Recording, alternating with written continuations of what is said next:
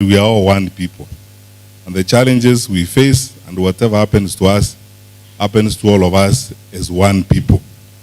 Shida zetu ama our challenges do not distinguish between which part of the country you come from, which tribe you belong to, where do you go to church, and so on and so forth. Ama namna gani? Basi tufuate vile tunaelezwa na viongozi wetu hapa wa kanisa, tupendane, tusidi kuombeana na kukaa pamoja. Hello ladies and gentlemen, welcome back to the backstory. If you're new here, kindly hit that subscribe button and the notification bell down below so that you can be notified whenever we post a new video. Now, ladies and gentlemen, the talk of the former Interior Cabinet Secretary Fred Matiang'i going for the presidency in 2027 has been gaining traction, with the former President Uhuru Kenyatta's allies now coming out to say that Fred Matiang'i will be the Jubilee candidate in 2027. Now that story has been captured by The Nation newspaper, whereby The Nation is reporting that a leading figure in Mr. Kenyatta's Jubilee party yesterday told The Nation that as things stand right now, Dr. Matiang'i is the Jubilee candidate for presidency in 2027. The source also said that the former head of state, that is UHURU Kenyatta, is also seeking to reach out to former Prime Minister Raila Odinga, whose allies were recently co-opted into Dr. Ruto's broad-based government to join Dr. Matiang'i's camp before 2027. So the talk is the former President UHURU Kenyatta has identified Matiang'i to run for the presidency on a Jubilee ticket in 2027. And since the former President Uhuru Kenyatta is Raila's friend, the talk, or whatever Nation is reporting, is that former President Uhuru Kenyatta is also trying to sweet talk the former Prime Minister Raila Odinga to abandon Ruto and join Matiang'i in 2027. I don't know what you think, ladies and gentlemen. Do you think it's possible? And would you support Matiang'i against Ruto in 2027? I would like to get your feedback by commenting on the video down below. But now, Matiang'i has been out of the country for quite some time. But just recently, like around last week on Tuesday, he was seen somewhere in Kiambu where he was attending a funeral. And among some of the people who accompanied him to Kiambu were former Cabinet Secretary Joe Mucheru. Matiang'i did not talk so much about politics, but according to some sources, or what is also being reported in the daily newspaper, is that Matiang'i has been holding meetings with Kisii members of parliament and technocrats from Kisii region. And apparently he held a high-stake meeting last week with political leaders from Kisii region and other stakeholders.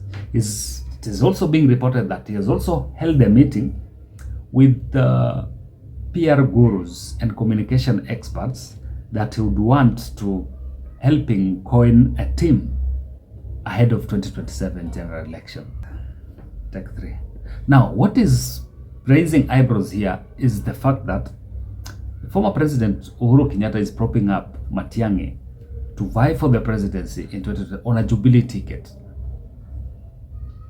And according to The Nation newspaper, the former President Uhuru Kenyatta has settled on Matiang'i after he differed with Rigathi Gachagua's choice, which is Kalonzo Musyoka. Initially, the former President Uhuru Kenyatta had preferred to support Kalonzo Musyoka.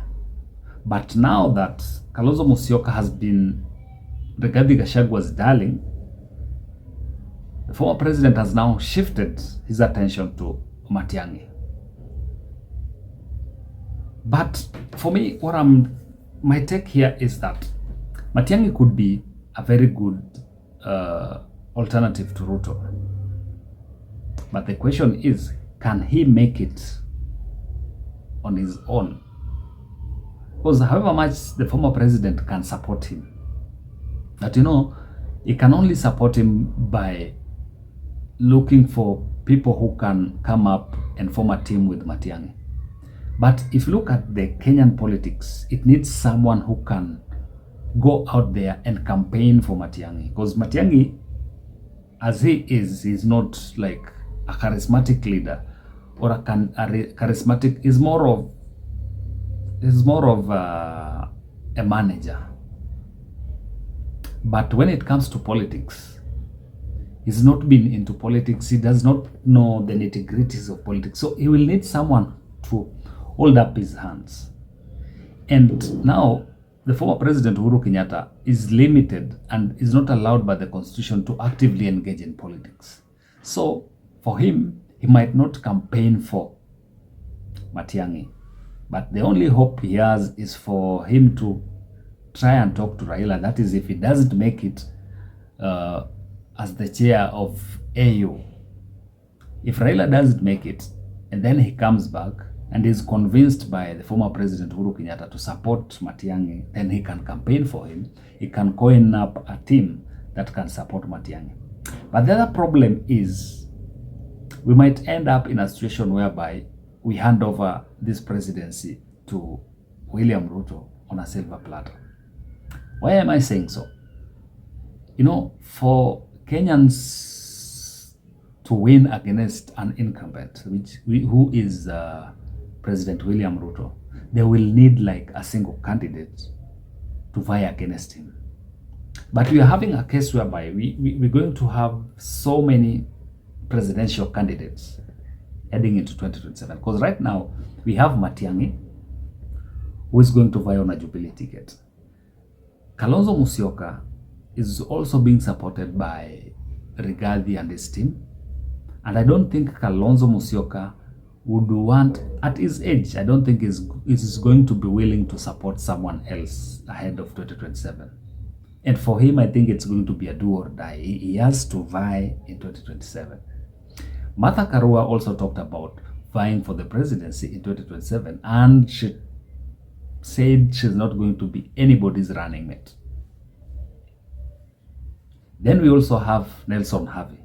All these presidential candidates, if they are going to vie against the incumbent, who is President William Ruto, I can for sure tell you that President William Ruto will win a second term. If they don't form like a coalition so that they front one candidate against the incumbent, then President William Ruto will win a second term. And then another factor is that what if Raila decides to work with President William Ruto, even if he doesn't win? Even if he doesn't win the AUC position. One thing that we need to understand with politics is that politics needs what we call charismatic leaders. Charismatic leaders, in simple terms, is a leader who has presence, that is public presence. Someone who, let's say if he comes to your region, you'd find that people will leave like what they're doing to go and even listen. Someone who is charming, to go and listen to whatever he's talking about. Take for example, he might not be learned or educated, but he has some oomph in him. Take for example someone like Sonko. Sonko might not be learned, but he's charismatic. William Ruto is charismatic. Raila Odinga is charismatic. Uhuru as well. But in the crop of leaders that are vying for 2027 general election, I've not seen one charismatic leader, someone who can articulate issues that Kenyans can relate to whatever he's talking about.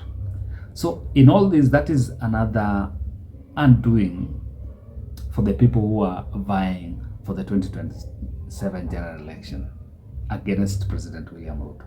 So if they can identify an individual amongst themselves who they can rally their support behind, then that person will give William Ruto a run for his money. But if we are going to have so many contenders, just as I've said, then I don't think we are going to be serious. William Ruto will win a second term. So in whatever the former president is doing, because I hear from what the Nation has written, it's like at first he had opted to support Kalonzo Musyoka. Then Kalonzo Musyoka, then the Rigathi Gachagua team reached out to Kalonzo Musyoka, and they've decided that they're going to form a team into the 2027 general. So President Uhuru Kenyatta has decided not to back that team. So Jubilee will have their own candidate, Wiper might have their own candidate, and then you never know, even someone like Rigathi Gachagua can also vie for the presidency. So if we're going to have a crowded field ahead of 2027, then President William Ruto will win that presidency. How I wish we would have just one candidate against him, so that at least we can see what to do. But Matiang'i is a worthwhile competitor to President with, only that he will need to get a very, very, very serious team to help him in campaigns, to help him articulate his manifestos and issues that he's going to address. But if you look at it keenly, you see, if you want to know that Matiang'i's bid for the presidency is serious, you'd want to look at the body language of legislators from Kisii. The legislators from Kisii, last time the president was in Kisii and he invited political leaders to go and see him in State House. But apparently, some of the leaders like Onyonka, senator from for Kisii, declined. Then another issue that has also cropped up from Kisii is the fact that the ODM treasurer, the long-term serving ODM treasurer, Timothy Bosire, also declined an appointment by President William Ruto to be an non-executive member of the NTSA board.